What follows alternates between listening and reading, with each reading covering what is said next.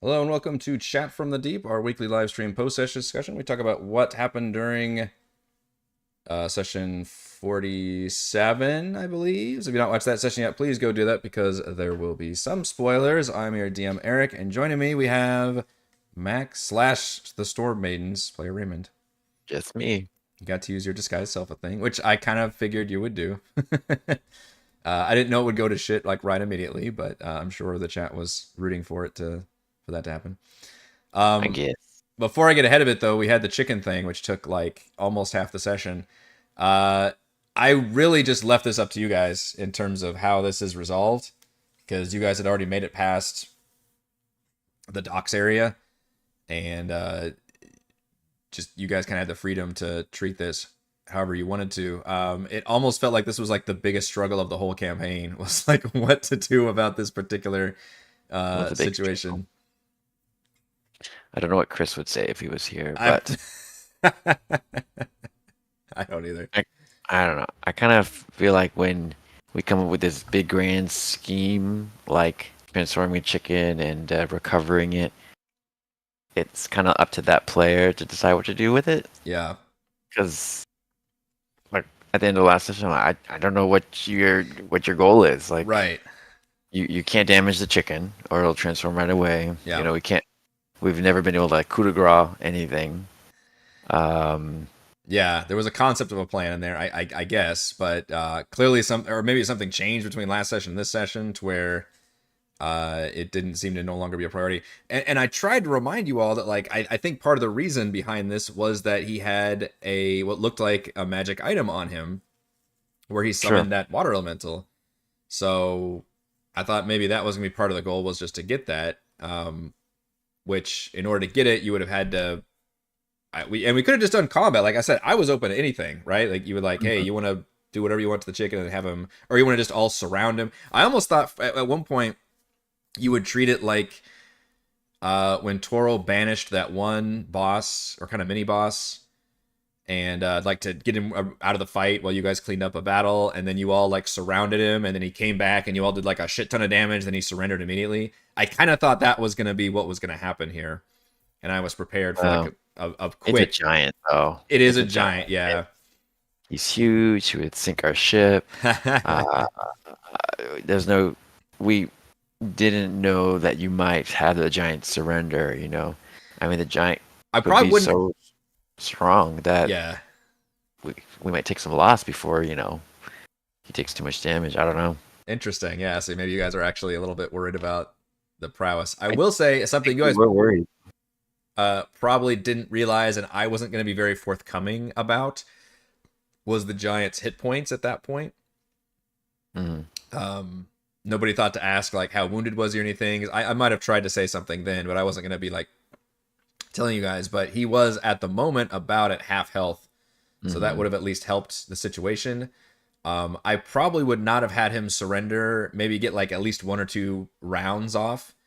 But he's not suicidal. Like once you get, you still surround him action economy wise. So you probably would have taken some licks, but uh, it probably would have worked in your favor. But who knows? Like it's all up to the dice at that point.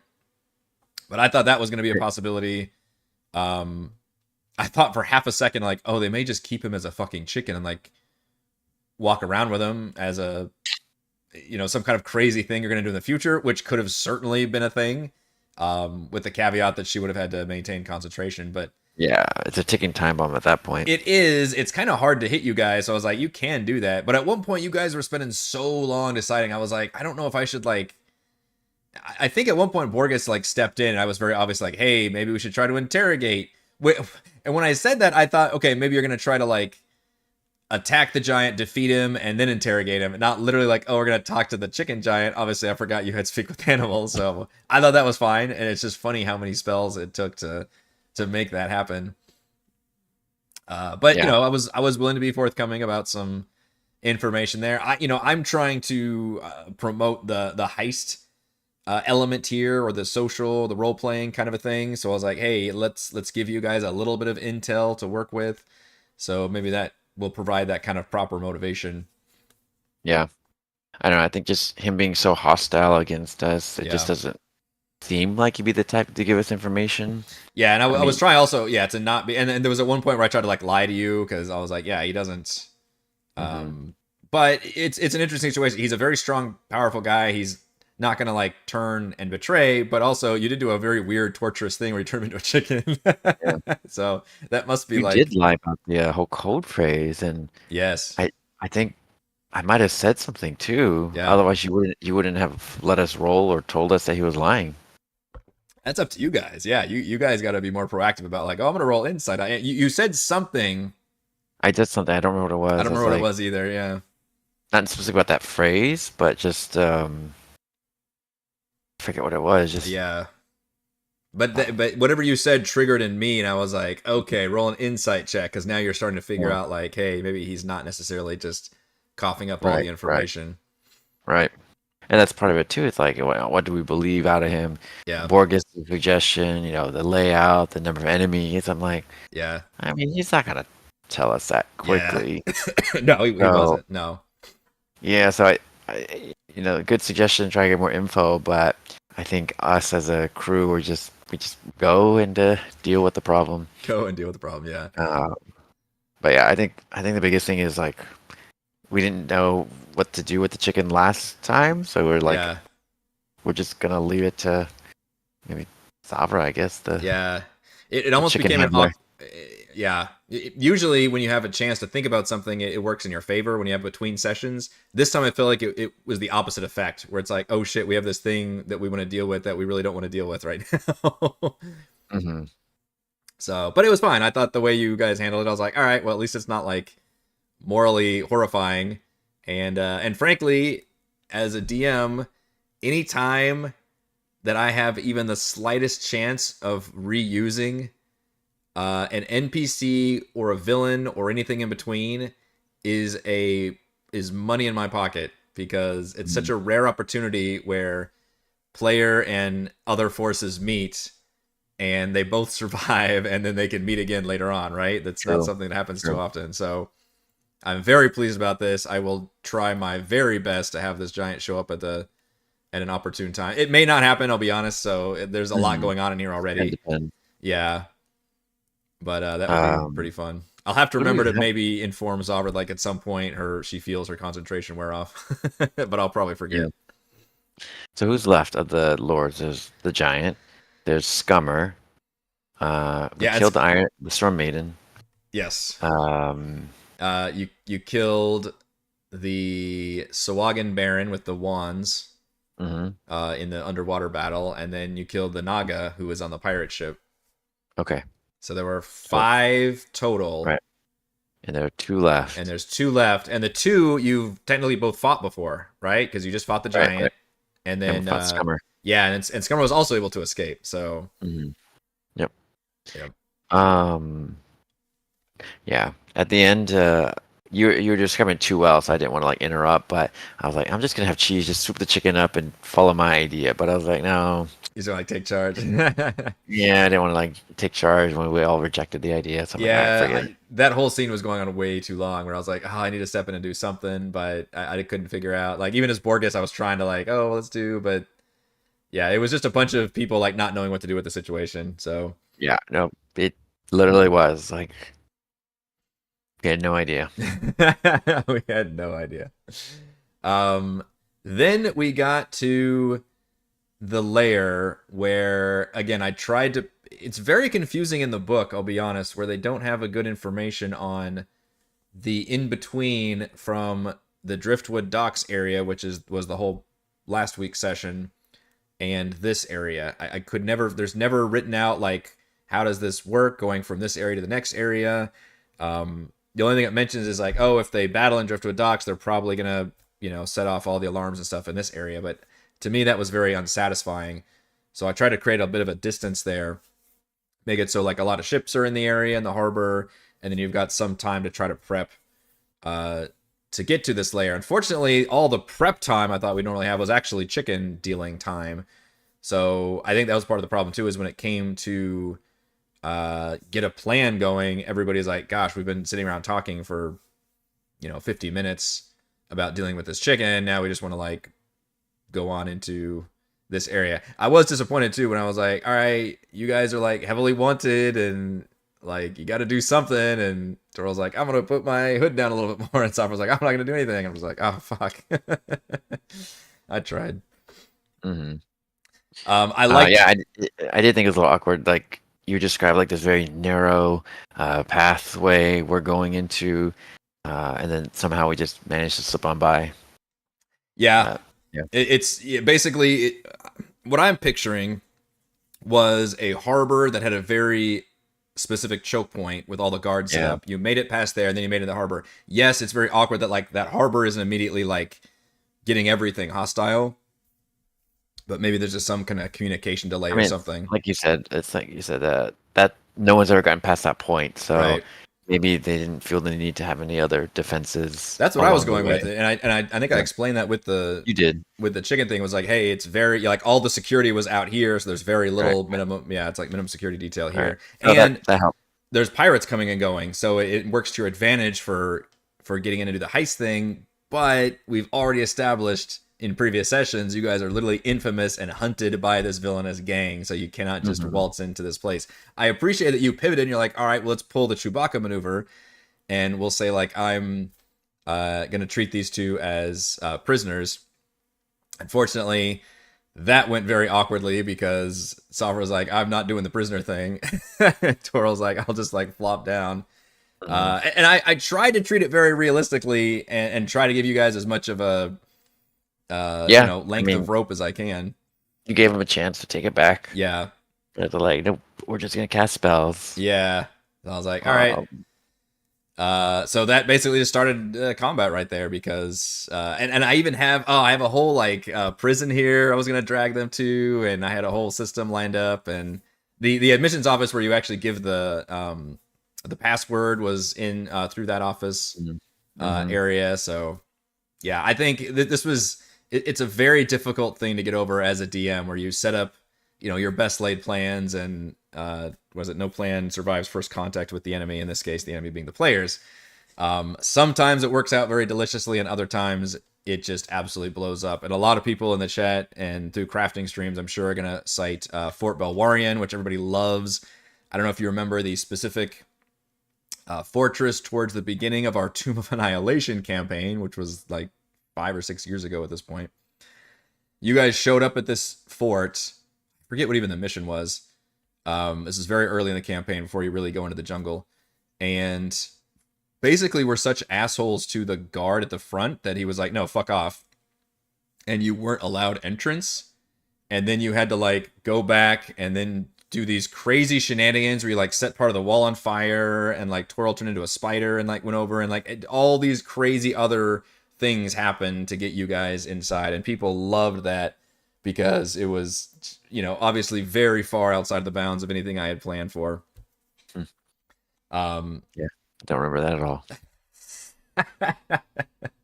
so memorable, so memorable. The one I will always cite is of course Sunblight, which you probably remember that one a lot better, where you disguise yourself as Zardarok's son and do the whole just disguise thing, and probably thinking that might have worked out here. But again, part of the problem is, Yeah. yeah, unlike that one, these guys do recognize people very well as instant enemies, so they were gonna have to be hauled off to prison, and they're gonna have to be okay with that.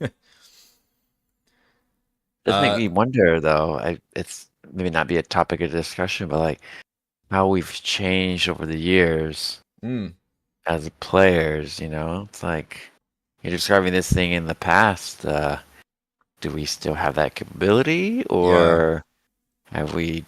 I mean, part of it could be the Well, characters you're playing. here's the other interesting difference between this one and those. You guys are much higher level now Mm, than you were at those sessions. So I think there's a different mindset between when you're trying to do a heist at level 3 and infiltrate a big dangerous area versus when you're level 11 yeah. or 10. I think you guys are 10.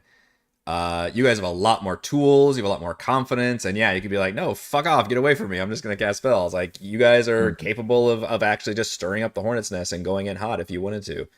So I think that might be a big factor here. And frankly, if you've been noticing, These are not very powerful dudes I'm throwing at you, right? Like you're one-shotting them left and right. This is a bunch of minions so far. Yeah.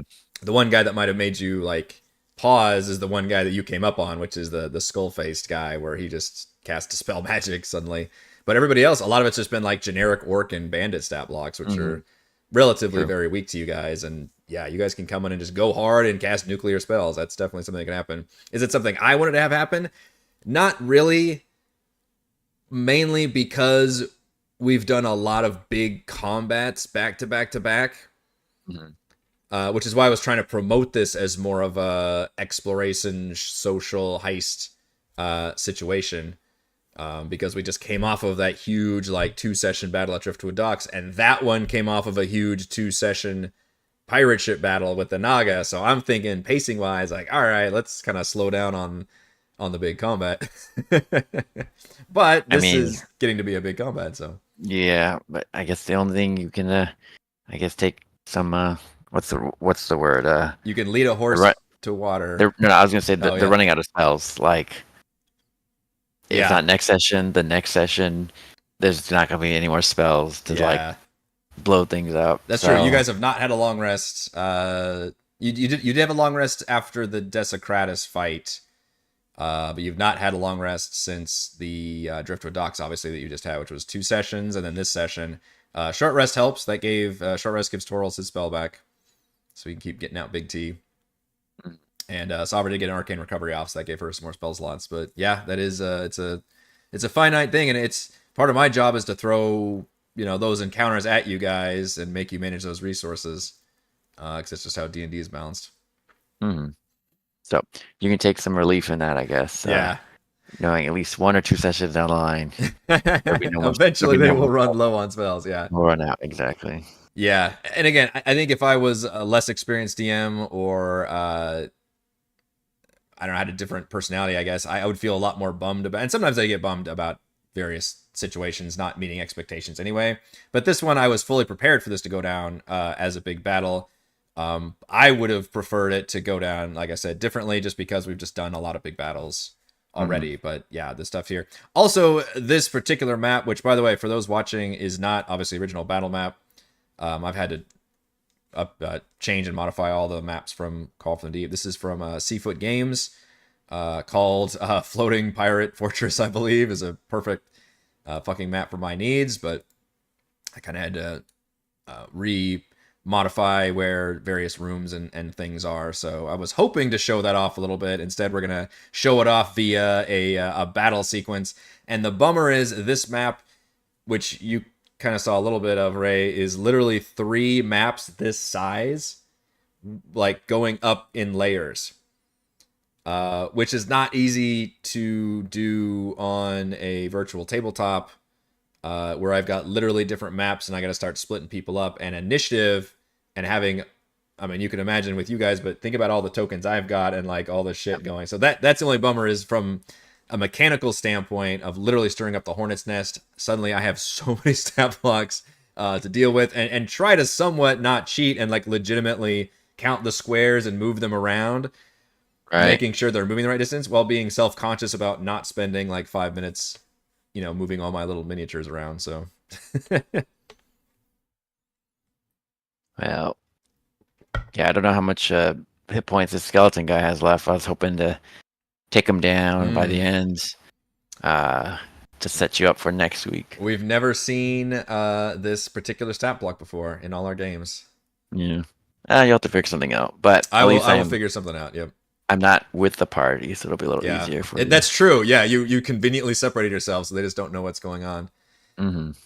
What I'll probably do, and yeah, since you're not here next week, I'll go ahead and tell you. This creature has the ability to just bonus action teleport. So I may do a fun thing where it's like they try to like see where you are, but if they never go near there, we can just say you're fighting this creature the whole time. If they do go up there, you and the creature are just gone. Like they teleported like somewhere and you're off fighting in some other. So he can teleport himself and me, or teleport me away somewhere. He can normally only teleport himself, but if you're gonna be gone, then that's kind of how I would flavor it, is he teleports you and him to somewhere else. So yeah, I'll figure it out. I guess we'll see. Yeah. All right. Anything else about this area, this session? Um, I don't know what's gonna happen next session. Frankly, I don't. What's interesting, something you guys have never done, and something I would be willing to do. I don't even know how to explain this to you guys. So, like, if you play like a stealth video game and you aggro enemies, there are ways to break aggro. You know, you break line of sight, you cast smoke bomb, whatever ability.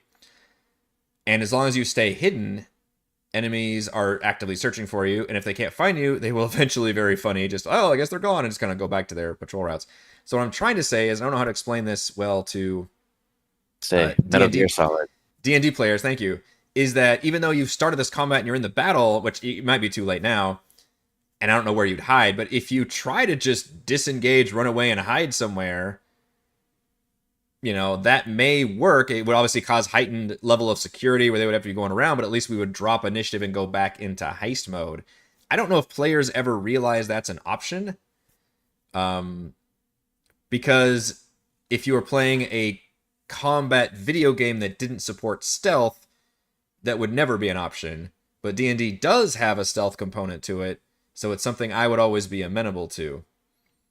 But I don't know, has that ever happened in any of our campaigns?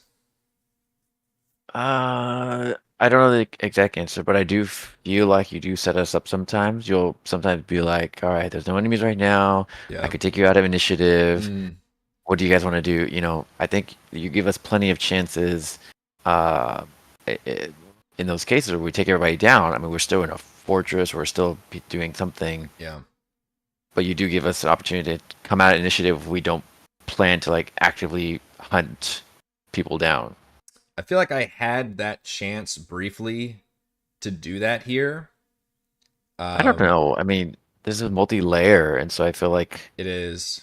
I mean, it would have been like a second, like, because I was like, at one point there was no like active targets, but yeah, you guys could tell that they were all like swarming. We could still see on the map, like, there's just plenty of people around, like that. Okay. That didn't. I know I remember your break. And I think that's when Salva casted her big gravity well right after. But yeah. No, there was too many people on the map, and maybe that's the downside of the map. Yeah, excuse me. You can see, yeah, it's got like windows everywhere. But, yeah, it's a tricky. I feel like you've done plenty where you'll give us a slight opportunity to come out of initiative if our plans change. Unfortunately, this is not exactly a good area you can hide in, because you guys literally came in by boat. There's like clear visibility everywhere. You know, it's not like it's a dungeon where you can go, or like there's the equivalent of the tall grass for stealth games, or a box for Metal Gear Solid that you can hide in. Right. You're just gonna have to wear us down, I suppose. I suppose. Dang. It'll be interesting. So now I can definitely do some better crafting videos, because before I had this whole place prepped and all the rooms, and I was like, still like, I can only craft so much without adjusting to what the players do, and now I can certainly start adjusting to that. I feel bad just because this is like the fourth session in a row where we've had to, maybe not in a row, I think that's last session we didn't, but where we're like ending a session in the middle of combat. I just feel like we've had a lot of like giant combat encounters. Who knows how long this one will be? This one could take over a session too.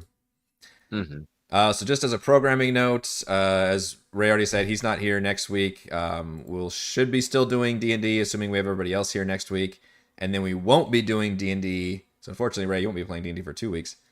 On the 11th, I'm going to be out most of that week, and I was wishy-washy whether I was going to do D&D on Friday. I was leaning towards no, and then Reese literally came on today and said he's going to be on vacation as well. So we finally synced up vacations. I think we made that joke earlier when you and Chris were talking about going back to backs. We finally synced that up with two of the people. So I'll be here doing D&D next week, and then we will not be doing D&D at all on the 11th, as the programming note there. All right, I think that will do it for this Chat from the Deep. Thank you to Raymond. Thank you all the wonderful fans for watching, and we will see you next time. Bye.